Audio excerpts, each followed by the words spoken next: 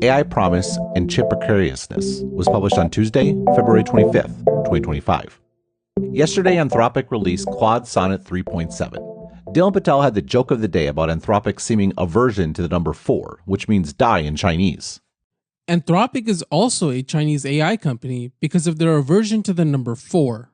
Jokes aside, the correction on this post by Ethan Mollick suggests that Anthropic did not increment the main version number because Sonnet 3.7 is still in the GPT-4 class of models as far as compute is concerned. After publishing this piece, I was contacted by Anthropic, who told me that Sonnet 3.7 would not be considered a 10 to the 26th flop model and cost a few tens of millions of dollars to train, though future models would be much bigger.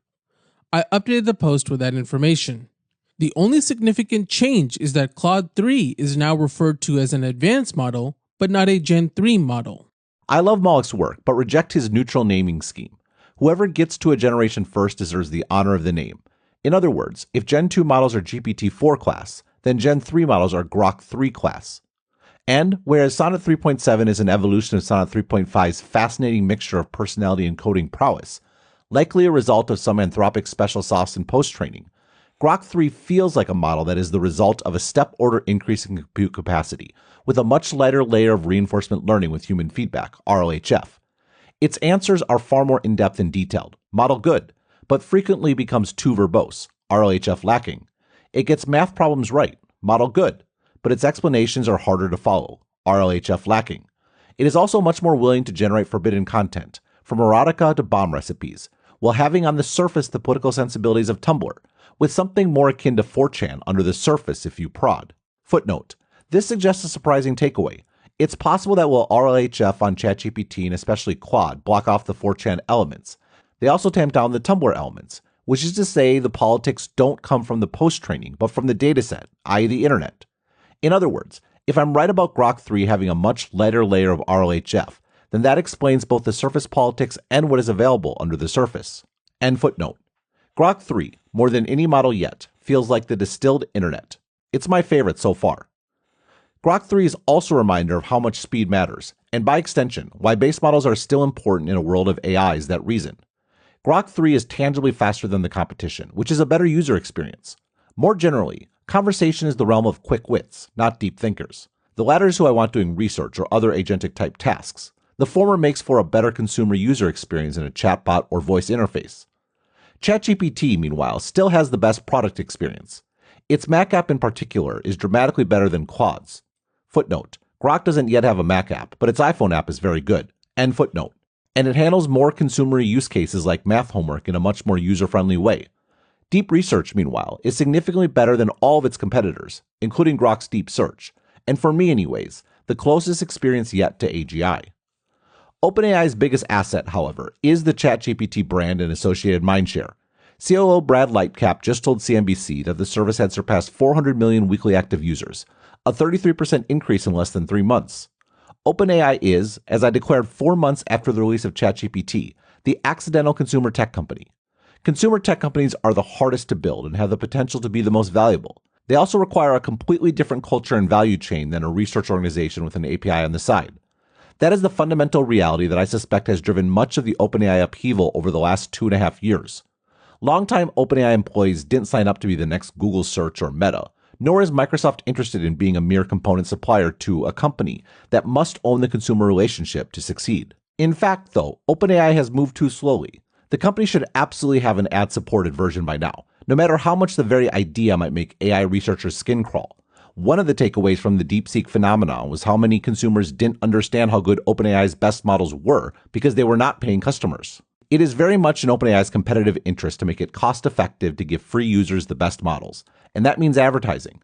More importantly, the only way for a consumer tech company to truly scale to the entire world is by having an ad model, which maximizes the addressable market while still making it possible to continually increase the average revenue per user. This doesn't foreclose a subscription model, of course. Indeed, ads plus subscriptions is the ultimate destination for a consumer content business. DeepSeek, meanwhile, has both been the biggest story of the year, in part because it is the yin to Grok 3's yang. DeepSeek's V3 and R1 models are excellent and worthy competitors in the GPT-4 class, and they achieve this excellence through extremely impressive engineering on both the infrastructure and model layers. Grok 3, on the other hand, simply bought the most top-of-the-line NVIDIA chips, leveraging the company's networking to build the biggest computing cluster yet, and came out with a model that is better, but not astronomically so. The fact that DeepSeek is Chinese is critically important, for reasons I will get to below, but it is just as important that it is an open lab, regularly publishing papers, full model weights, and underlying source code. DeepSeek's models, which are both better than Meta's Llama models and more open, and unencumbered by an openish license, set the bar for minimum open capability. Any model at or below DeepSeek's models has no real excuse to not be open. Safety concerns are moot when you can just run DeepSeek, while competitive concerns are dwarfed by the sacrifice in uptake and interest entailed in having a model that is both worse and closed. Both DeepSeek and Llama, meanwhile, provide significant pressure on pricing. API costs in both the US and China have come down in response to the Chinese research labs' releases, and the only way to have a sustainable margin in the long run is to either have a cost advantage in infrastructure, i.e. Google, have a sustainable model capability advantage, potentially quad encoding, or be an aggregator, which is what OpenAI ought to pursue with ChatGPT. The state of AI chips. All of this is, but for those with high P-doom concerns, great news. AI at the moment seems to be in a Goldilocks position.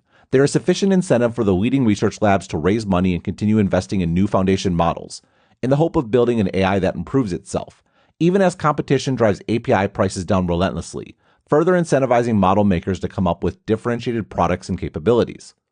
The biggest winner, of course, continues to be NVIDIA, whose chips are fabbed by TSMC.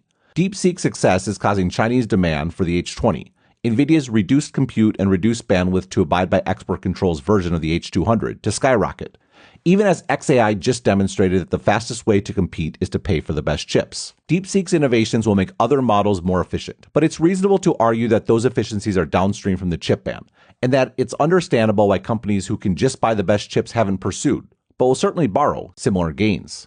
The latter point is a problem for AMD in particular. SemiAnalysis published a brutal breakdown late last year demonstrating just how poor the NVIDIA competitor's software is relative to its hardware. AMD promises to do better, but frankly, great chips limited by poor software has been the story of AMD for its entire 5 decades of existence. Some companies, like Meta or Microsoft, might put in the work to write better software, but leading labs don't have the time nor expertise. The story is different for Huawei in its Ascend line of AI chips. Those chips are fabbed on China's Semiconductor Manufacturing International Corporation's SMIC 7nm process, using Western-built deep ultraviolet lithography, DUV, and quad patterning. That this is possible isn't a surprise, but it's reasonable to assume that the fab won't progress further without developing extreme ultraviolet lithography, EUV. And no, calling an evolution of the 7nm process 5.5 nanometers doesn't count. Still, the primary limitation for AI chips, particularly when it comes to inference, isn't necessarily chip speed, but rather memory bandwidth, and that can be improved at the current process level. Moreover, one way to somewhat overcome the necessity of using less efficient chips is to simply build more data centers with more power, something that China is much better at than the US. Most importantly, however, is that China's tech companies have the motivation, and the software chops, to make the Ascend a viable contender, particularly for inference. There's one more player who should be mentioned alongside NVIDIA/TSMC and Huawei/SMIC, and that is the hyperscalers who design their own chips, either on their own, AWS with Trainium and Microsoft with Maya, or in collaboration with Broadcom, Google with TPUs and Meta with MTIA. The capabilities and importance of these efforts varies. Google has been investing in TPUs for a decade now and trains its own models on them, while the next generation Anthropic model is being trained on Trainium. Meta's MTIA is about recommendations and not generative AI, while Microsoft's Maya is a much more nascent effort. But what they all have in common is that their chips are fabbed by TSMC. TSMC and Intel. That TSMC is dominant isn't necessarily a surprise. Yes, much has been written, including on this site, about Intel's stumbles and TSMC's rise. But even if Intel had managed to stay on the leading edge, and 18A is looking promising, there is still the matter of the company needing to transform itself from an integrated device manufacturer, IDM, who designs and makes its own chips, to a foundry that has the customer service, IP library, and experience to make chips for third parties like all the entities I just discussed. NVIDIA, to take a pertinent example, was making its chips at TSMC and Samsung, even when Intel had the leading process. Indeed, it was the creation of TSMC and its pure-play foundry model that even made NVIDIA possible. Footnote. Although NVIDIA's first chip was made by SGS Thomson Microelectronics, end footnote. This also means that TSMC doesn't just have leading-edge capacity, but trailing-edge capacity as well. There are a lot of chips in the world, both on AI servers and also in everything from cars to stereos to refrigerators, that don't need to be on the cutting edge and which benefit from the low costs afforded by the fully depreciated foundries TSMC still maintains, mostly in Taiwan. And TSMC, in turn, can take that cash flow, along with increasing prices for the leading edge, and invest in new fabs on the cutting edge. Those leading edge fabs continue to skyrocket in price, which means volume is critical. That is why it was clear to me back when this site started in 2013 that Intel needed to become a foundry. Unfortunately, the company didn't follow my advice, preferring to see their stock price soar on the back of cloud server demand. Fast forward to 2021 and Intel, now no longer on the leading edge, and with its cloud server business bleeding share to a resurgent AMD on TSMC's superior process, tried, under the tutelage of Pat Gelsinger, to become a foundry. Unfortunately, the company's diminishing cash position is larger than its foundry customer base, which is mostly experimental chips or x86 variants. Intel's core problem goes back to the observation above. Becoming a foundry is about more than having the leading edge process. Intel might have been able to develop those skills in conjunction with customers eager to be on the best process in the world. But once Intel didn't even have that, it had nothing to offer. There simply is no reason for an Apple or AMD or Nvidia to take the massive risk entailed in working with Intel when TSMC is an option. China and a changing world. TSMC is, of course, headquartered in Taiwan. That is where the company's R&D and leading-edge fabs are located, along with most of its trailing-edge capacity. SMIC, obviously, is in China. Another foundry is Samsung in South Korea. I told this story as to why so much of this industry ended up in Asia last fall in A Chance to Build. Quote, semiconductors are so integral to the history of Silicon Valley that they give the region its name, and, more importantly, its culture. Chips require huge amounts of upfront investment, but they have, relative to most other manufactured goods, minimal marginal costs. This economic reality helped drive the development of the venture capital model, which provided unencumbered startup capital to companies who could earn theoretically unlimited returns at scale. This model worked even better with software, which was perfectly replicable. That history starts in 1956, when William Shockley founded the Shockley Semiconductor Laboratory to commercialize the transistor that he had helped invent at Bell Labs. He chose Mountain View to be close to his ailing mother. A year later, the so-called Traitorous Eight, led by Robert Noyce, left and founded Fairchild Semiconductor down the road. 6 years after that, Fairchild Semiconductor opened a facility in Hong Kong to assemble and test semiconductors. Assembly required manually attaching wires to a semiconductor chip, a labor-intensive and monotonous task that was difficult to do economically with American wages, which ran about $2.50 per hour. Hong Kong wages were a tenth of that. 4 years later, Texas Instruments opened a facility in Taiwan, where wages were 19 cents an hour. 2 years after that, Fairchild Semiconductor opened another facility in Singapore, where wages were 11 cents an hour. In other words, you can make the case that the classic story of Silicon Valley isn't completely honest. Chips did have marginal costs, but that marginal cost was, within single-digit years of the founding of Silicon Valley, exported to Asia. End quote. I recounted in that article about how this outsourcing was an intentional policy of the U.S. government, and launched into a broader discussion about the post-war Pax Americana global order that placed the U.S. consumer market at the center of global trade, denominated by the dollar, and why that led to an inevitable decline in American manufacturing and the rise of a country in China that, in retrospect, was simply too big and thus too expensive for America to bear. That, anyways, is how one might frame many of the signals coming out of the second Trump administration, including what appears to be a Monroe 2.0 doctrine approach to North America, an attempt to extricate the U.S. from the Ukraine conflict specifically and Europe broadly, and, well, a perhaps tamer approach to China to start, at least compared to Trump's rhetoric on the campaign trail. One possibility is that Trump is actually following through on the pivot to Asia that U.S. presidents have been talking about, but failing to execute on for years. In this view, the U.S. is girding itself up to defend Taiwan and other entities in Asia, and hopefully break up the burgeoning China-Russia relationship in the process. The other explanation is more depressing, but perhaps more realistic. President Trump may believe that the unipolar U.S.-dominated world that has been the norm since the fall of the Soviet Union is drawing to a close, and it's better for the U.S. to proactively shift to a new norm than to have it forced upon them. The important takeaway that is relevant to this article is that Taiwan is the flashpoint in both scenarios. A pivot to Asia is about gearing up to defend Taiwan from a potential Chinese invasion or embargo. A retrenchment to the Americas is about potentially granting, or acknowledging, China as the hegemon of Asia, which would inevitably lead to Taiwan's envelopment by China. This is, needless to say, a discussion where I tread gingerly, not least because I have lived in Taipei off and on for over 2 decades. And, of course, there is the moral component entailed in Taiwan being a vibrant democracy, with a population that has no interest in reunification with China. To that end, the status quo has been simultaneously absurd and yet surprisingly sustainable. Taiwan is an independent country in nearly every respect, with its own border, military, currency, passports, and, pertinent to tech, economy, increasingly dominated by TSMC. At the same time, Taiwan has not declared independence, and the official position of the United States is to acknowledge that China believes Taiwan is theirs, without endorsing either that position or Taiwanese independence. Chinese and Taiwanese do, in my experience, handle this sort of ambiguity much more easily than do Americans. Still, gray zones only go so far. What has been just as important are realist factors like military strength, once in favor of Taiwan, now decidedly in favor of China, economic ties, extremely deep between Taiwan and China and the US, and war-waging credibility. Here, the Ukraine conflict and the resultant China-Russia relationship looms large, thanks to the sharing of military technology and overland supply chains for oil and food that have resulted, even as the U.S. has depleted itself.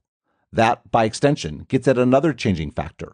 The hollowing out of American manufacturing under Pax Americana has been directly correlated with China's dominance of the business of making things, the most essential warfighting capability.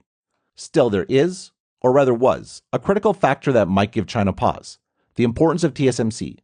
Chips undergird every aspect of the modern economy. The rise of AI and the promise of the massive gains that might result only make this need even more pressing. And as long as China needs TSMC chips, they have a powerful incentive to leave Taiwan alone. Trump, Taiwan, and TSMC. Anyone who has been following the news for the last few years, however, can surely see the problem. The various iterations of the chip ban, going back to the initial action against ZTE in 2018, have the perhaps unintended effect of making China less dependent on TSMC. I wrote at the time of the ZTE ban, quote, "What seems likely to happen in the long run is a separation at the hardware layer as well. China is already investing heavily in chips, and this action will certainly spur the country to focus on the sort of relatively low-volume, high-precision components that other countries like the US, Taiwan, and Japan specialize in. To date, it has always made more sense for Chinese companies to focus on higher-volume, lower-precision components. To catch up will certainly take time, but if this action harms ZTE as much as it seems it will, I suspect the commitment will be even more significant than it already is." End quote. I added 2 years later, after Trump barred Huawei from TSMC chips in 2020, quote, "I am, needless to say, not going to get into the finer details of the relationship between China and Taiwan, and the United States, which plays a prominent role.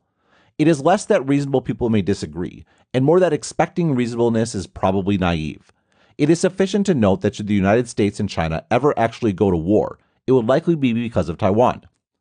In this, TSMC specifically, and the Taiwan manufacturing base generally, are a significant deterrent. Both China and the US need access to the best chipmaker in the world, along with a host of other high-precision pieces of the global electronic supply chain. That means that a hot war, which would almost certainly result in some amount of destruction to these capabilities, would be devastating. One of the risks of cutting China off from TSMC is that the deterrent value of TSMC's operations is diminished." End quote. Now you can see the fly in Goldilocks porridge. China would certainly like the best chips from TSMC, but they are figuring out how to manage with SMIC and the Ascend in surprisingly efficient state-of-the-art models. The entire AI economy in the US, on the other hand, the one that is developing so nicely, with private funding pursuing the frontier, and competition and innovation up and down the stack, is completely dependent on TSMC and Taiwan. We have created a situation where China is less dependent on Taiwan, even while we are more dependent on the island. This is the necessary context for two more will he or won't he ideas floated by President Trump. Both are summarized in this foreign policy article. US President Donald Trump has vowed to impose tariffs on Taiwan's semiconductor industry and has previously accused Taiwan of stealing the US chip industry. The primary strategic goal for the administration is to revitalize advanced semiconductor manufacturing in the United States. As the negotiations between TSMC and the White House unfold, several options are emerging. The most discussed option is a deal between TSMC, Intel, the US government, and US chip designers such as Broadcom and Qualcomm. Multiple reports indicate that the White House has proposed a deal that would have TSMC acquire a stake in Intel Foundry Services and take a leading role in its operation after IFS separated from Intel. Other reports suggest a potential joint venture involving TSMC, Intel, the US government, and industry partners, with technology transfer and technical support from TSMC. The motivation for such a proposal is clear. Intel's board, who fired Gelsinger late last year, seems to want out of the foundry business, and Broadcom or Qualcomm are natural landing places for the design division. The US, however, is the entity that needs a leading-edge foundry in the US, and the Trump administration is trying to compel TSMC to make it happen. Unfortunately, I don't think this plan is a good one. It's simply not possible for one foundry to take over another. While the final output is the same, a microprocessor, nearly every step of the process is different in a multitude of ways. Transistors, even ones of the same class, can have different dimensions with different layouts. TSMC, for example, packs its transistors more densely. Production lines can be organized differently to serve different approaches to lithography. Chemicals are tuned to individual processes and can't be shared. Equipment is tailored to a specific line and can't be switched out. Materials can differ throughout the chip, along with how exactly they are prepared and applied. Sure, most of the equipment could be repurposed, but one doesn't simply layer a TSMC process onto an Intel fab. The best you could hope for is that TSMC could rebuild the fabs using the existing equipment according to their specifications. That, though, doesn't actually solve the Taiwan problem. TSMC is still headquartered in Taiwan, still has its R&D division there, and is still beholden to a Taiwanese government directive to not export its most cutting-edge processes. And yes, there is truth to Trump's complaints that Taiwan sees TSMC as leverage to guarantee that the U.S. defends Taiwan in the event of a Chinese invasion. Moreover, the U.S. chip problem isn't just about the leading edge, but also the trailing edge. I wrote in Chips and China, quote, "It's worth pointing out, though, that this is producing a new kind of liability for the U.S. and potentially more danger for Taiwan. These aren't difficult chips to make, but that is precisely why it makes little sense to build new trailing-edge foundries in the U.S. Taiwan already has it covered, with the largest market share in both categories, and China has the motivation to build more just so it can learn. What, though, if TSMC were taken off the board? Much of the discussion around a potential invasion of Taiwan, which would destroy TSMC, foundries don't do well in wars, centers around TSMC's lead in high-end chips. That lead is real, but Intel, for all of its struggles, is only a few years behind. That is a meaningful difference in terms of the processors used in smartphones, high-performance computing, and AI, but the US is still in the game. What would be much more difficult to replace are, paradoxically, trailing node chips, made in fabs that Intel long ago abandoned. The more that China builds up its chip capabilities, even if that is only at trailing nodes, the more motivation there is to make TSMC a target, not only to deny the US its advanced capabilities, but also the basic chips that are more integral to everyday life than we ever realized." End quote. It's good that the administration is focused on the issue of TSMC in Taiwan. What I'm not sure anyone realizes is just how deep the dependency goes, and just how vulnerable the US, and our future in AI, really is. What to do? Everything I've written until now has been, in some respects, trivial. It's easy to identify problems and criticize proposed solutions. It's much more difficult to come up with solutions of one's own. The problem is less the need for creative thinking and more the courage to make trade-offs. The fact of the matter is that there are no good solutions to the situation the US has got itself into with regards to Taiwan and chips. That is a long-winded way to say that the following proposal includes several ideas that, in isolation, I find some combination of distasteful, against my principles, and even downright dangerous. So here goes. End the China chip ban. The first thing the US should do, and by all means make this a negotiating plank in a broader agreement with China, is let Chinese companies, including Huawei, make chips at TSMC, and further, let Chinese companies buy top-of-the-line NVIDIA chips. The Huawei one is straightforward. Huawei's founder may have told Chinese President Xi Jinping that Huawei doesn't need external chip makers, but I think that the reality of having access to cutting-edge TSMC fabrication would show that the company's revealed preference would be for better chips than Huawei can get from SMIC, and the delta is only going to grow. Sure, Huawei would still work with SMIC, but the volume would go down. Critically, so would the urgency of having no other choice. This, by extension, would restart China's dependency on TSMC, thereby increasing the cost of making a move on Taiwan. At the same time, giving Huawei access to cutting-edge chips would be a significant threat to NVIDIA's dominance. The reason the company is so up in arms about the chip ban isn't simply foregone revenue, but the forced development of an alternative to their CUDA ecosystem. The best way to neuter that challenge, and it is in the US's interest to have NVIDIA in control, not Huawei, is to give companies like ByteDance, Alibaba, and DeepSeek the opportunity to buy the best. This does, without question, unleash China in terms of AI. Preventing that has been the entire point of the various flavors of chip bans that have come down from the Biden administration. DeepSeek's success, however, should force a reevaluation about just how viable it is to completely cut China off from AI. It's also worth noting that success in stopping China's AI efforts has its own risks. Another reason why China has held off from moving against Taiwan is the knowledge that every year they wait increases their relative advantages in all the real-world realities I listed above. That makes it more prudent to wait. The prospect of the US developing the sort of AI that matters in a military context, however, even as China is cut off, changes that calculus. Now the prudent course is to move sooner rather than later, particularly if the US is dependent on Taiwan for the chips that make that AI possible. Double down on the semiconductor equipment ban. While I've continually made references to chip bans, that's actually incomplete. The US has also made moves to limit China's access to semiconductor equipment necessary for making leading-edge chips. SMIC's 7nm process, for example, is almost completely dependent on Western semiconductor equipment. Unfortunately, this effort has mostly been a failure, thanks to generous loopholes that are downstream from China being a large market for US semiconductor equipment manufacturers. It's time for those loopholes to go away. Remember, the overriding goal is for China to increase its dependence on Taiwan, and that means cutting SMIC and China's other foundries off at the knees. Yes, this increases the risk that China will develop its own alternatives to Western semiconductor manufacturers, leading to long-term competition and diminished money for R&D. But this is a time for hard choices, and increasing Taiwan's importance to China is more important. Build trailing-edge fabs in the U.S. The U.S.'s dependency on TSMC for trailing-edge chip capacity remains a massive problem. If you think the COVID chip shortages were bad, then a scenario where the U.S. is stuck with global foundries and no one else is a disaster so great it is hard to contemplate. However, as long as TSMC exists, there is zero economic rationale for anyone to build more trailing-edge fabs. This, then, is a textbook example of where government subsidies are the answer. There is a national security need for trailing-edge capacity and no economic incentive to build it. And, as an added bonus, this helps fill in some of the revenue for semiconductor manufacturers who are now fully cut off from China.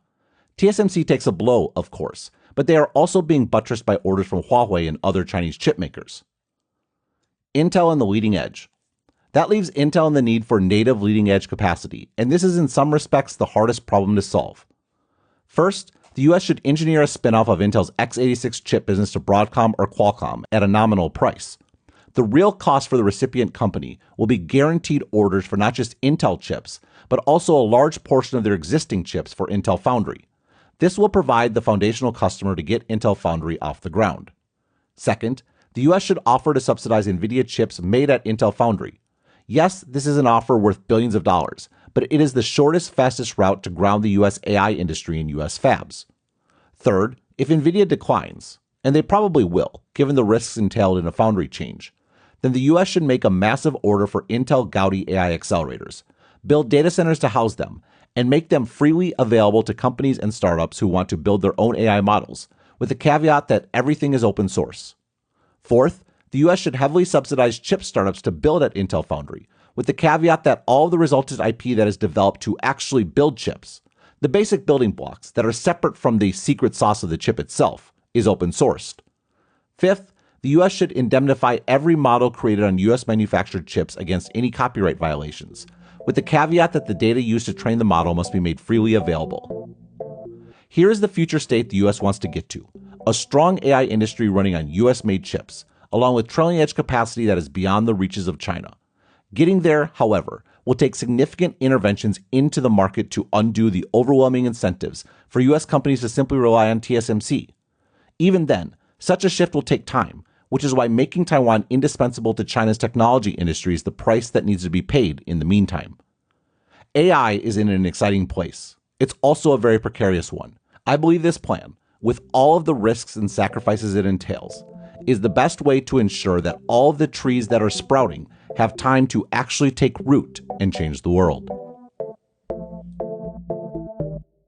For more analysis like this, please like and subscribe and visit Stratechery.com and listen to the Sharp Tech Podcast. Also check out the Asianometry channel on YouTube to learn more about the technology changing our world.